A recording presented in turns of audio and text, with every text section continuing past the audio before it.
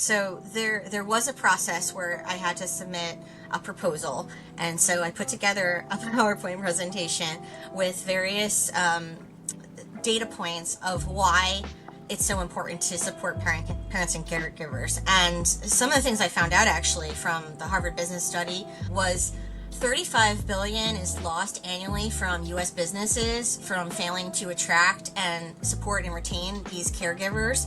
And so that was really interesting to discover.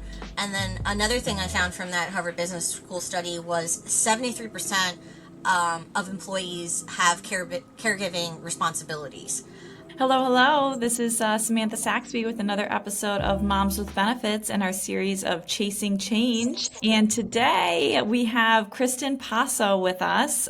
She is a marketer, so she is really focused on the marketing efforts at Informatica. I hope I'm saying that right, Informatica. Yes.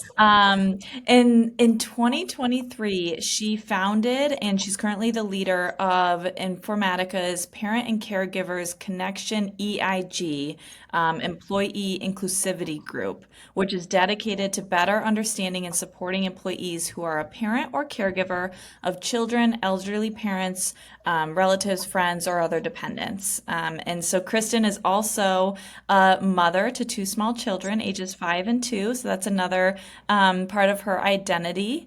And so we are so excited to have Kristen share her story today on this episodes of Chasing Change. So welcome, Kristen. Hi, Samantha. Thanks for having me. Yeah, so excited to have you. So, I have so many questions for you today. But first, I want to get some disclosure language out of the way. So, you are sharing your story about the EIG at Informatica, but what do you want to share just specifically? Yeah, I just wanted to just make the disclosure that the opinions are my own and not reflective of my company, Informatica. So Yeah. I'm happy to share my story and looking forward to our conversation today.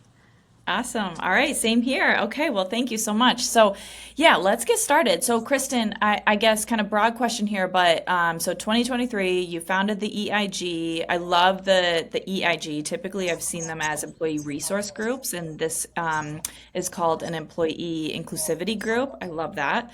And so, talk to me. How did the creation of the EIG group come about, and what propelled you to be the founder and the leader of this group? So we had our company kickoff in Las Vegas, and I was about 6 months postpartum with my second child, who's now two.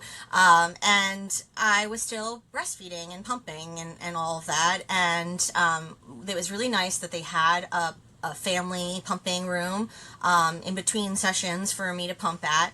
But the one thing that was missing in that pumping room was a refrigerator.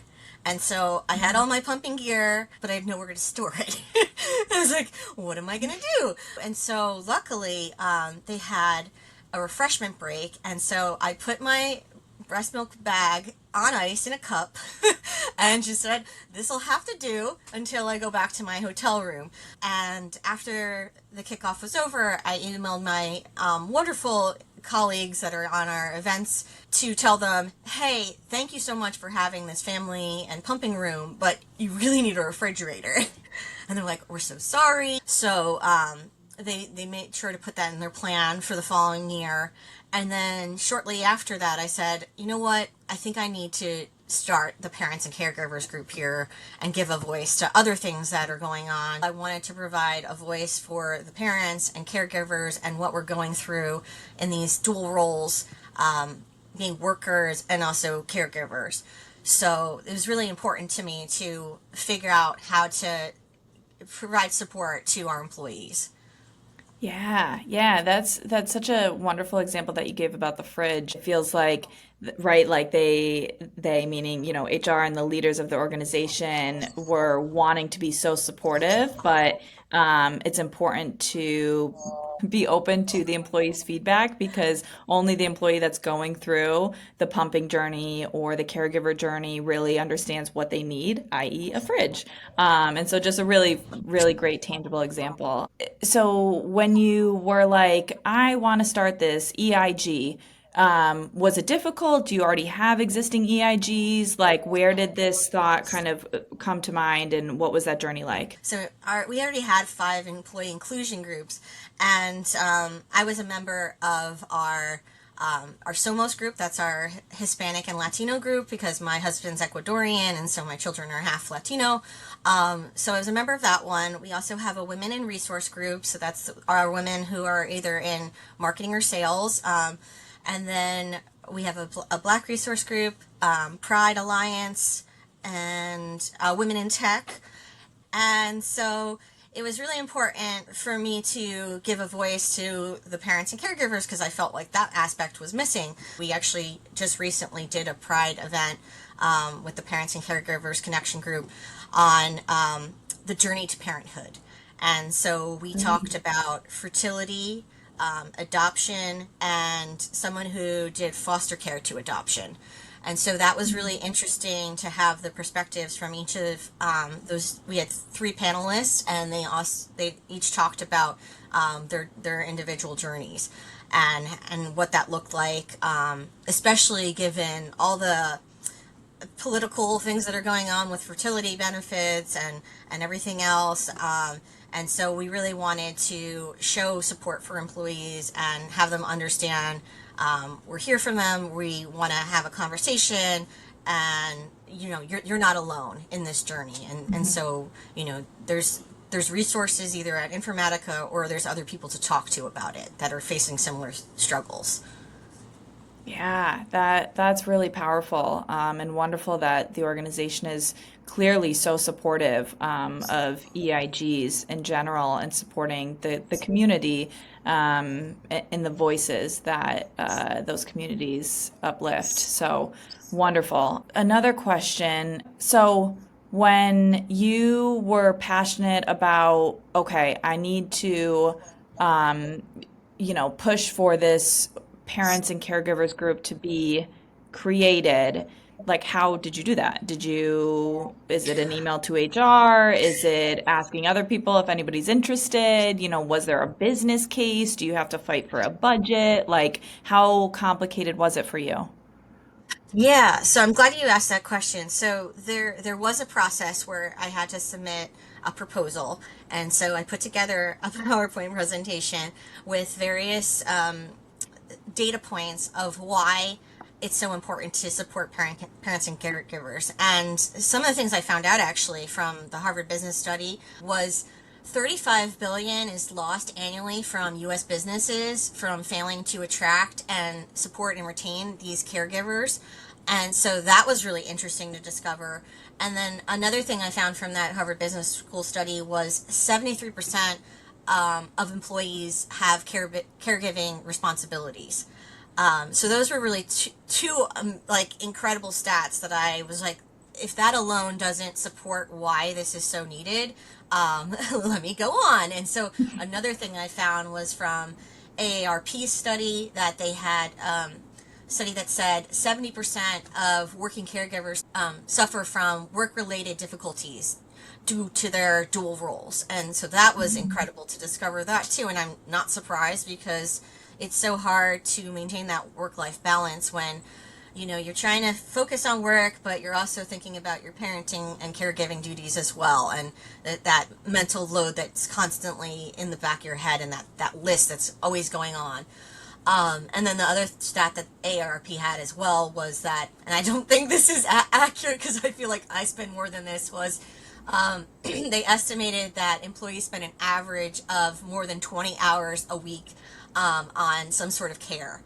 And I was like, that is probably wildly inaccurate, but hey, 20 is still a lot on top of probably a normal 40-hour work week that most people have if they're full time. So those are really interesting stats for me to discover, and I was like, wow. So I presented that in my deck, and then I also presented some goals that I had for the group to do, and one of those was the important sessions that I wanted to have, and then also moving the traction on some of our policies, so trying to get some feedback from our employees on more parenting and caregiving and family leave benefits that we could look into. Something new that actually we just got added to our benefits is we have United Healthcare, and a new thing that's incorporated into United Healthcare is Maven, and Maven offers fertility, prenatal, postpartum, and they also just added a menopause support as well. So it offers these wonderful resources to women and their partners going through their journey. Another thing I want to do is to celebrate the power of the pause. And the power of the pause is people taking career gaps. And so a lot of employers now are offering these it's kind of like an internship, but it's return to workships. And so they're offering these return to workships for companies to offer to people who have taken a career break to transition back into the workplace and give them tools and resources to get back into the workforce. And then hopefully with the goal of them becoming a full-time employee, and so that's one of the things I'm trying to get at my company. We haven't gotten there yet, but just because I had my own pause. So trying to have companies understand and people understand that yes, it's hard taking that pause, but sometimes you need it to rejuvenate your skills, to focus on your family, to focus on your career goals, and then decide what your next move will be. And so, I think employers need to welcome those people back and understand the different aspects that could be. It even could be like military spouses or taking care of a loved one or what have you. So, there's different reasons why people take career gaps.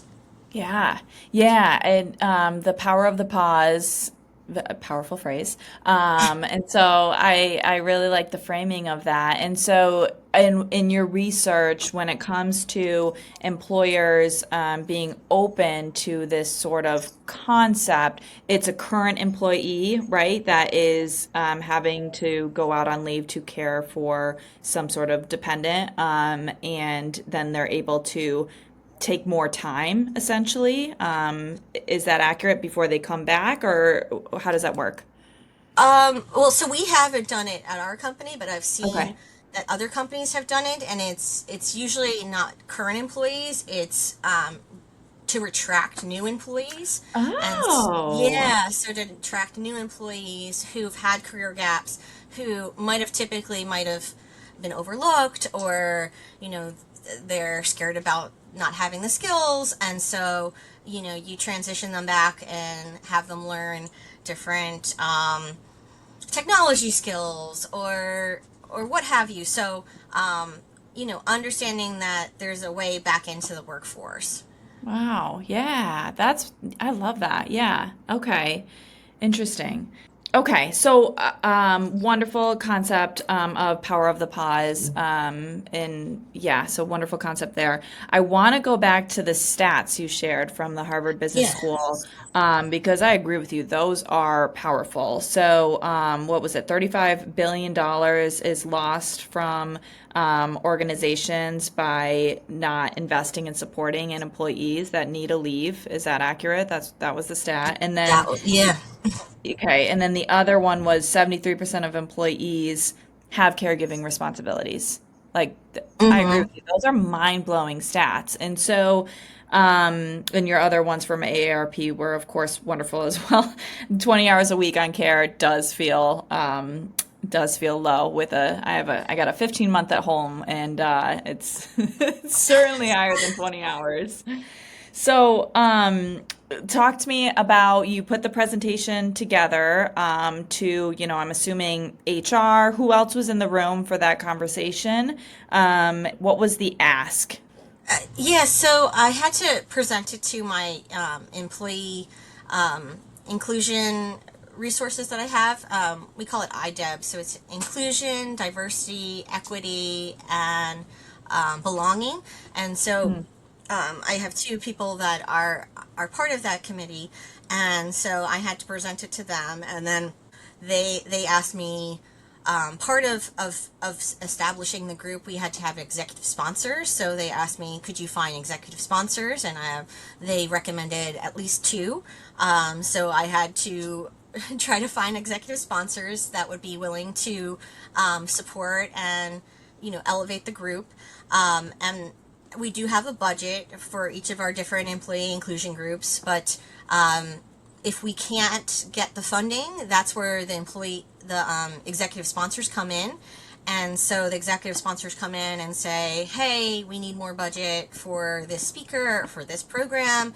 And so that's where they come in and help elevate that with our leadership and understand why there's a need and desire for this. Because our budget only goes so far with guest speakers or different things that we're trying to achieve.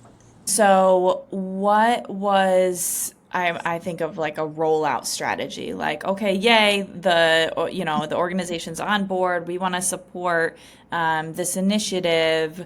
How did you launch it? So we launched our first official program was a workshop with, we have this benefit called Lyra Health, and they provide coaching, mental health, and other resources. And they also provide a certain amount of workshops to be included that we can have access to. And so we did a workshop on caregiver stress and how to maintain that. And it was perfect timing. It was in September, back to school, back to craziness of work. And it was really, really well received. We had 170 employees join that session. There was a little workbook too for them to do along with the session or to do afterwards, and they got some great techniques on self-care and other ways to manage their stress. So that was really well received. We try to have sessions. So I had another event in December, and that's where I did a survey ahead of time, and then I announced the results of the survey.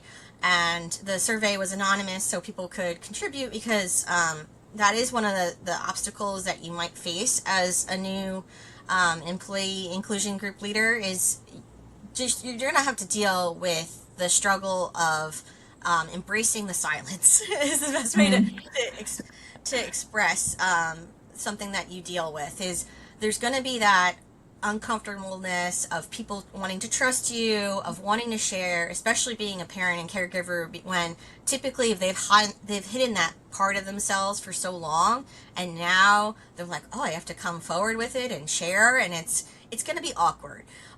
So just embracing that, and I think the way that I've been embracing that is just being vulnerable myself and sharing my story, and then it encourages them to be more vulnerable and more willing to be open as well. So I'm just trying to embrace that. But we shared the feedback from the survey, and the survey was, what goals are you looking to achieve? What kind of sessions are you looking for? What kind of support are you looking for? And so it had different aspects to collect feedback from our employees to kind of meet them where they're at and what they're looking for. So that was really helpful.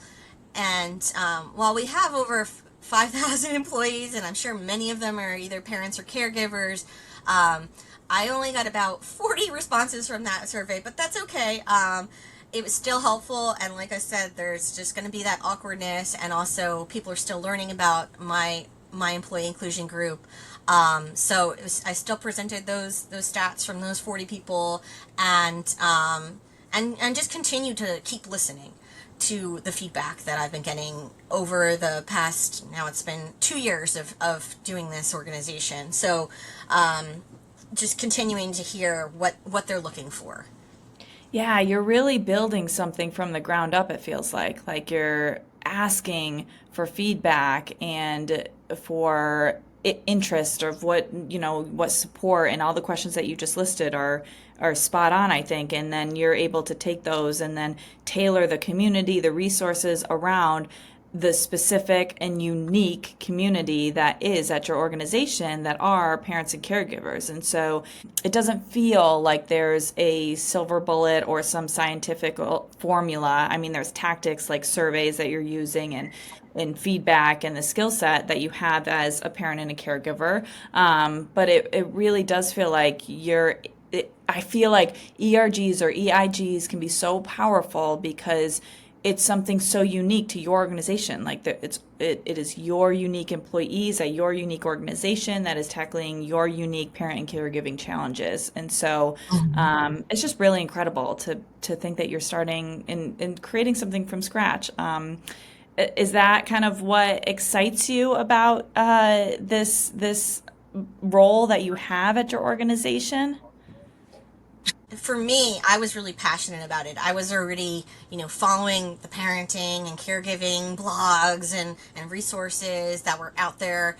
So it was something that I was really excited to take on. And so I think if somebody is wanting to do this at their own organization, I would say definitely ensure you have the passion, because it's a marathon. It's not a sprint. It's going to be a long commitment. It's a lot of work on top of your regular job. I think understanding that it's something that's really needed, because parents and caregivers have the skills that employers need. They need parents and caregivers because we have a growth mindset. We know how to negotiate. We know how to provide emotional regulation, empathy, all the skills that you deal with as a parent or a caregiver, and just trying to find joy despite how heavy things can be sometimes. Those skills that you listed, I want to list them again because I think they're super important. So, growth mindset, negotiation, yes. Try feeding a toddler. Yep. Emotional regulation, empathy, patience, finding joy when it feels tough and burdensome. I mean, those are truly I think I grew up, in an era where they were defined as soft skills. And I'm Yeah. wondering if that terminology is changing now because I don't know. Do soft skills do them justice? They're like No. strength skills. They're leadership skills. Leadership is changing, as employees and as individuals want to be treated differently from their leaders, and so that has an impact on what type of leaders employees are going to follow. And so it's really interesting concept. I want to go back to the comment that you made of sitting in the silence. I think that's the phrase that you used. Yeah. There's something there. So when I hear you were using it in a way of if you're starting out having an EIG or an ERG, there may be a lot of silence at first, and I take that to mean that we as employees have typically been, I don't want to say instructed by society. I do want to say instructed by society, I guess, to keep our caregiving parent life separate from our work life, because those worlds did not typically benefit each other from us being intertwined.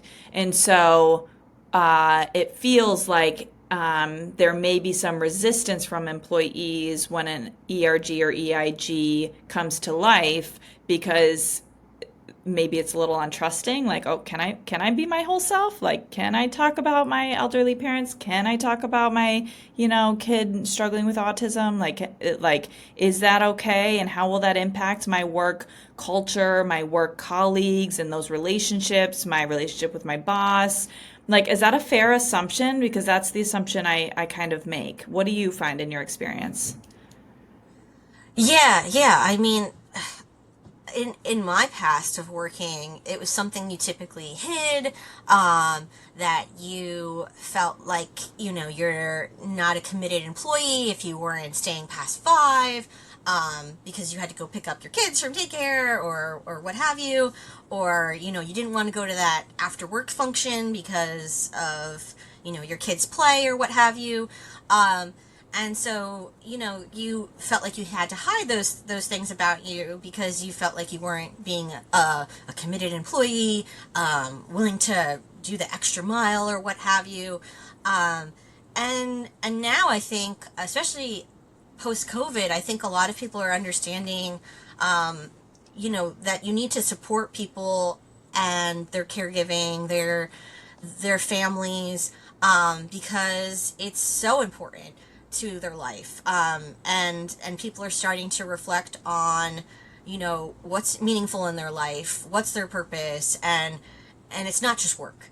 And so, yes, work is important to them, but also, what are you passionate about? How does that play into work, and how can you like intermingle the two so that you're putting your full self forward at work? And I think if you're hiding that aspect of a parent and a caregiver, you're hiding yourself, you're hiding the full potential that you have at work. And so that's what I'm trying to have people understand, that yes, it's scary because we've been so conditioned to hide it, but if you open up and expose it, you're going to put more of your best foot forward. There's never going to be a perfect work life balance, but if you're able to come forward and present that and not hide it, then you're going to be more creative, you're going to be more open, you're going to give more feedback, receive more feedback, and I think that's a win-win for organizations.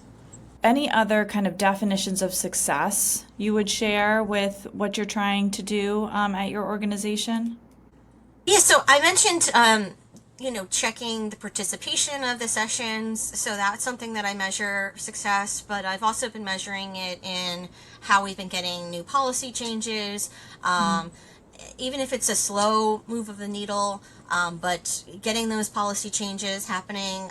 One of the things I found out from one of my executive sponsors who's in sales, was in the past, one of our benefits that we had for part of our family leave was if you were in sales, you earned commission.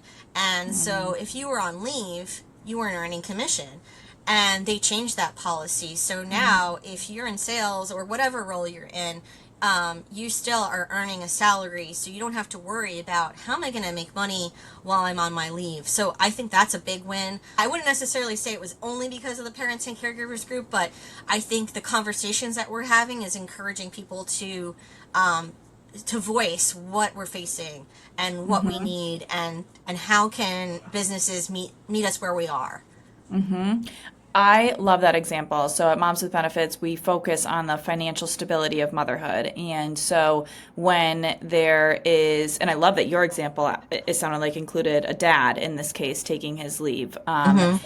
And so the financial impact of motherhood exists. Like it exists. And Yeah. so it's we get a lot of individuals coming to us that are in a sales role that say, I'm taking the biggest hit of my career trajectory so far because I'm choosing to use my leave because of the way the commissions and everything is structured. And so that is a really incredible success marker, I think, of your EIG.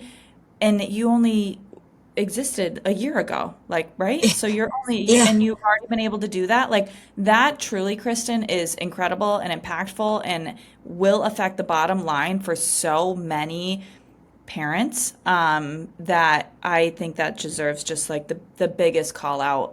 That's really, really impressive and impressive Thank for you. And I hear you when you say that it wasn't just because of the caregivers and the parents EIG, because that is a benefits decision. There's HR folks at the Yep. table. There's, I'm assuming, executive leadership at the table. Leadership. It probably Hmm. went all the way up to the CEO. Like, there is a lot of players involved in that decision, and Yep. they all were willing to come to the table and listen to the problem, understand the problem, and then actually execute a solution. So that's wonderful. So thank you so much for sharing that.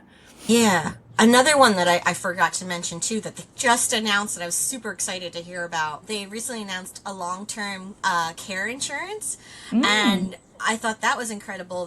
That's a new thing that they're offering. So this insurance provides an optional cash method to pay for caregiving services in the event that the employee can't perform essential day-to-day activities or require caregiving assistance. And it's a voluntary employee benefit, but and it's available to our U.S. employees and their spouses and their just domestic partners. But I thought that was an incredible benefit too, that they were moving the needle in as well.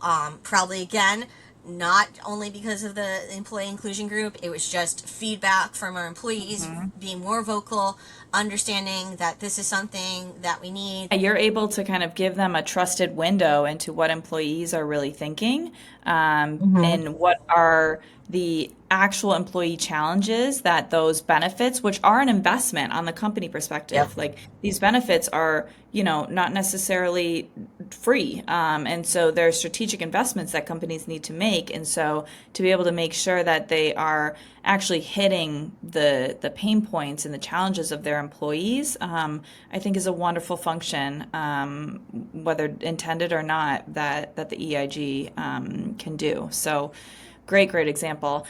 Do you mind sharing where you're at with paid leave and your organization's status there? Yeah, I mean, I think that we have a really generous paid leave program, that's included to our full-time employees. I don't know about part-time, Mhm. so I can't really fully speak on that. But as a full-time employee, I had access to it, um, and it allowed me to take almost about 3 months with my daughter when she was born, which was incredible. So that was really nice, and I was able to fully, you know, take care of my daughter and not stress about work and how I was gonna provide for my family. Um, and so that was a really great benefit to have. Another thing that I think my company did really well was they were really great about welcoming me back. I didn't feel like overwhelmed coming back. They like eased me into coming back. They were including me, not like, shooing me out of certain things. Like sometimes you hear when you come back from maternity leave or paternity leave or what have you, family leave, that, people are scared to give you things or scared to tell you, oh, do you want to take this trip for such and such event? And they just, were really encouraging. They were like, if you don't want to, that's okay. And I was like, Mhm. oh, wow, that's really nice that they're understanding that, it might not be a good time for me. Even that company kickoff, I didn't have to go, but I wanted to go because I work virtually, so it was really important to me to finally meet a lot of my colleagues. Mm. But they gave me the option. They're like, if you don't want to go, that's okay. And so yeah, I wanted to meet my colleagues, and so I went. But yeah, they've been really encouraging and welcoming people back. And I've been trying to encourage my other colleagues who come back from their leaves too. I've been, giving them resources or just saying like whatever you need if you want help on understanding breastfeeding and pumping. I can help you out, or I can refer you to somebody. Let me know. So just trying to yeah, help people wherever they're at with their journey, coming back from leaves. Yeah. Yeah. Yeah, wonderful. Oh, okay. All right. So we're almost up on time here. Is there anything else you'd like to share with the listeners today? Sometimes, we have a lot of listeners or folks that reach out to us of how do I start an EIG or an ERG? How do I advocate for paid leave at my organization? We have a lot of HR leaders that reach out to us saying like, how can I make sure my policies are inclusive? So kind of just knowing what our listeners are kind of looking for. Anything else or you want to share or leave them with? Yeah. So as I said, present a case. So give them the stats to back it up. I can provide you with that Harvard Business Study and those ARR resources, but give them the details behind it and why it's important to support, retain, and attract parents and caregivers. Give them an understanding of why employees need these policy changes and how that'll help support them. And if you don't know who to talk to, just ask around. I That was a lot of what I did was I asked the other leaders of our employee inclusion groups for feedback and said, I'm struggling with this. How can you help me? I also listened to different podcasts and different webinars from other employee resource groups and people in the DEI space. So just trying to educate yourself on how to be effective and how to start it. I Hmm. think education is a big part of it. Awesome. Yeah. Well, thank you so much, Kristen, for joining us and sharing your experience as the founder and leader of a caregiver and parents EIG group. Thank you again. Thank you so much, Samantha, for having me.